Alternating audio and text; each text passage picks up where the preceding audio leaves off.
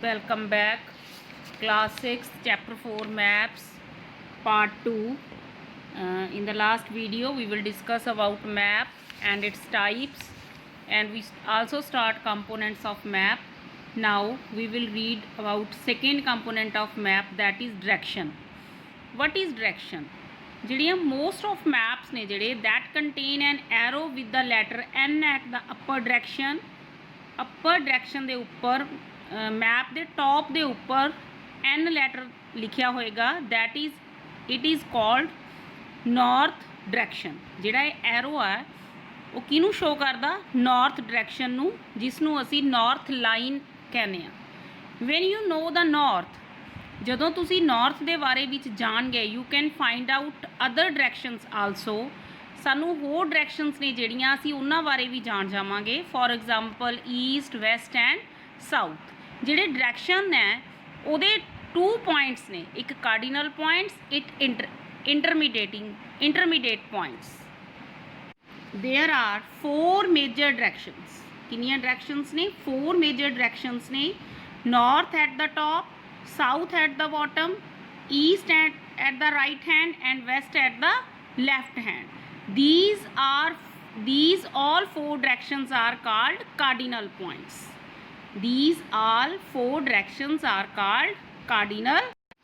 next हैगा intermediate points। intermediate ਜਿਹੜੇ points नेगियां ਉਹ ਕੀ ਹੁੰਦੇ ਨੇ? intermediate directions ਹੁੰਦੀਆਂ ਨੇ ਜਿਹੜੀਆਂ ਸਾਡੇ ਜਿਹੜੀਆਂ ਡਾਇਰੈਕਸ਼ਨਸ ਨੇ, ਮੇਨ ਡਾਇਰੈਕਸ਼ਨਸ ਨੇਗੀਆਂ ਨਾਰਥ, ਸਾਊਥ, ਈਸਟ, ਵੈਸਟ, ਉਹਨਾਂ ਦੇ ਨਾਲ ਹੀ 4 ਇੰਟਰਮੀਡੀਏਟ ਡਾਇਰੈਕਸ਼ਨਸ ਹੁੰਦੀਆਂ ਨੇ। ਉਹ ਕਿਹੜੀਆਂ ਨੇ? ਨਾਰਥ ਈਸਟ ਦੇ ਸੈਂਟਰ ਦੇ ਵਿੱਚ ਨਾਰਥ ਈਸਟ, ਸਾਊਥ ਈਸਟ ਦੇ ਸੈਂਟਰ ਦੇ ਵਿੱਚ ਸਾਊਥ ਈਸਟ, ਸਾਊਥ ਵੈਸਟ ਦੇ ਸੈਂਟਰ ਦੇ ਵਿੱਚ south West, and north West ਦੇ ਸੈਂਟਰ ਦੇ ਵਿੱਚ north west direction। these all 4 directions are called intermediate directions। we can locate any place more accurately। ਅਸੀਂ ਕਿਸੇ place ਨੂੰ ਅੱਛੀ ਤਰ੍ਹਾਂ ਕਿਵੇਂ ਸ਼ੋ ਕਰ ਸਕਦੇ ਹਾਂ?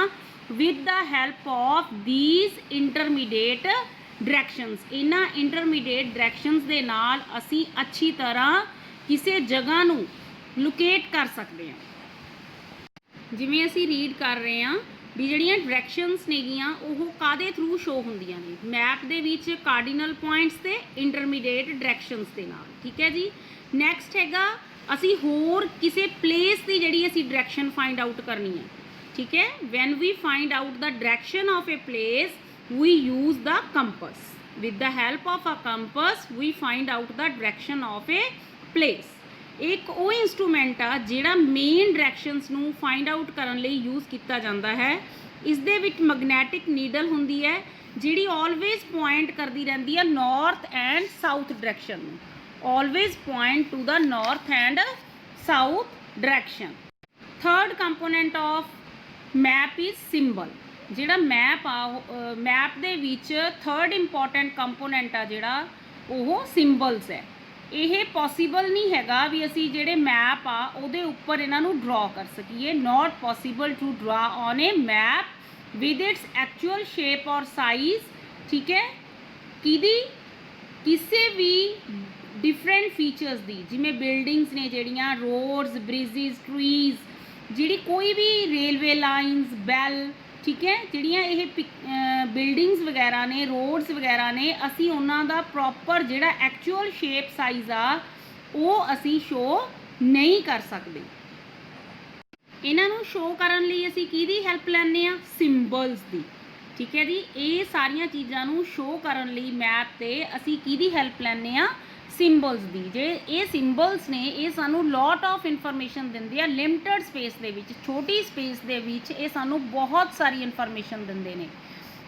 ਸਿੰਬਲਸ ਦੀ ਹੈਲਪ ਦੇ ਨਾਲ ਜਿਹੜਾ ਮੈਪ ਆ ਉਸ ਨੂੰ ਡਰਾ ਕਰਨਾ ਜਾਂ ਉਸ ਨੂੰ ਰੀਡ ਕਰਨਾ ਬਹੁਤ ਈਜ਼ੀ ਹੋ ਜਾਂਦਾ।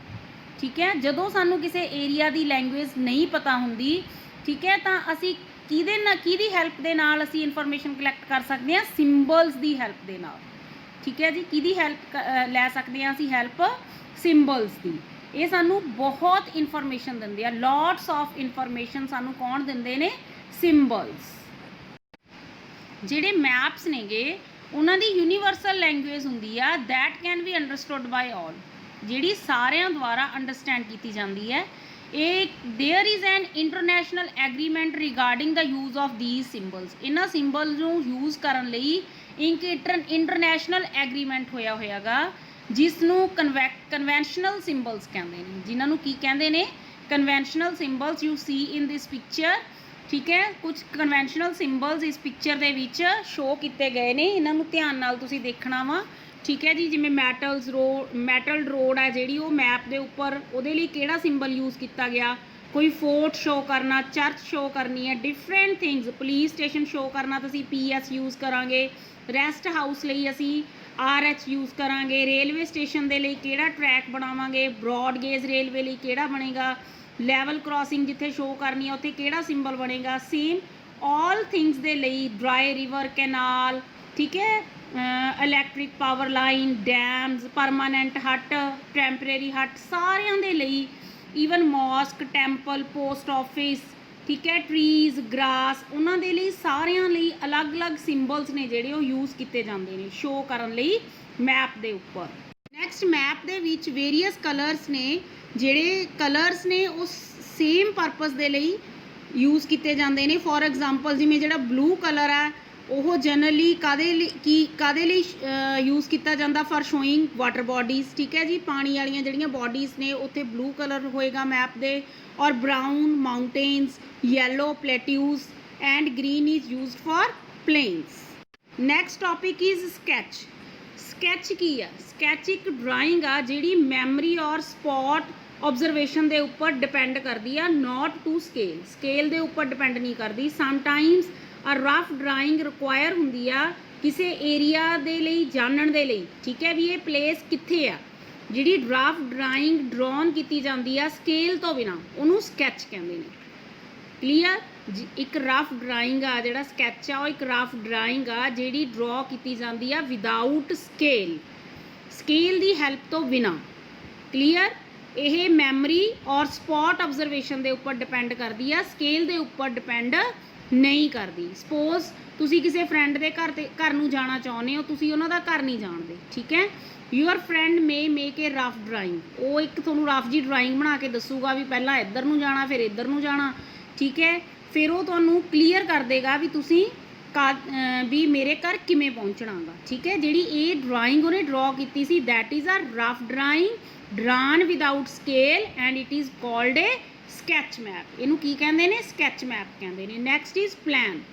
ਪਲਾਨ ਕੀ ਆ? ਪਲਾਨ ਇੱਕ ਡਰਾਇੰਗ ਆ ਸਮੋਲ ਏਰੀਆ ਦੀ ਲਾਰਜ ਸਕੇਲ ਦੇ ਉੱਪਰ, ਸਮੋਲ ਏਰੀਆ ਦੀ ਲਾਰਜ ਸਕੇਲ ਦੇ ਉੱਪਰ ਜਿਹੜੀ ਡਰਾਇੰਗ ਆ ਉਸਨੂੰ ਪਲਾਨ ਕਹਿੰਦੇ ਨੇ। ਜਿਹੜੇ ਲਾਰਜ ਸਕੇਲ ਮੈਪ ਨੇ ਉਹ ਸਾਨੂੰ ਲੋਟਸ ਆਫ ਇਨਫੋਰਮੇਸ਼ਨ ਦਿੰਦੇ ਨੇ, ਬਹੁਤ ਜ਼ਿਆਦਾ ਇਨਫੋਰਮੇਸ਼ਨ ਦਿੰਦੇ ਨੇ, ਪਰ ਇਹ 'ਤੇ ਸਰਟਨ ਥਿੰਗਸ ਹੁੰਦੀਆਂ ਨੇ ਕਈ ਵਿਚ ਵੀ ਮੇ ਸਮਟਾਈਮਸ ਵਾਂਟ ਟੂ ਨੋ, ਠੀਕ ਹੈ, ਜਿਹੜੀਆਂ ਸਾਨੂੰ ਜਾਣਨੀਆਂ ਜ਼ਰੂਰੀ ਹੁੰਦੀਆਂ ਨੇ, ਜਿਵੇਂ ਕਿਸੇ ਰੂਮ ਦੀ ਲੈਂਥ ਅਤੇ ਬ੍ਰੈਡਥ, ਠੀਕ ਹੈ, ਅਸੀਂ ਮੈਪ ਦੇ ਵਿੱਚ ਸ਼ੋ ਨਹੀਂ ਕਰਦੇ, ਉਸ ਟਾਈਮ ਦੇ ਉੱਪਰ ਸ਼ੋ ਨਹੀਂ ਕਰ ਸਕਦੇ, ਠੀਕ ਹੈ, ਕਿਸੇ ਰੂਮ ਦੀ ਲੈਂਥ ਬ੍ਰੈਡਥ ਅਸੀਂ ਮੈਪ ਦੇ ਉੱਪਰ ਸ਼ੋ ਨਹੀਂ ਕਰ ਸਕਦੇ, ਉਸ ਟਾਈਮ 'ਤੇ ਵੀ can refer drawings drawn to scale called a plan. ਜਿਹੜੀਆਂ ਡਰਾਇੰਗਸ ਸਕੇਲ ਦੇ ਨਾਲ ਬਣਾਈਆਂ ਜਾਂਦੀਆਂ ਨੇ ਉਹਨਾਂ ਨੂੰ ਪਲਾਨ ਕਹਿੰਦੇ ਨੇ, ਉਸ ਟਾਈਮ 'ਤੇ ਅਸੀਂ ਉਹ ਯੂਜ਼ ਕਰਾਂਗੇ। That's all, thank you.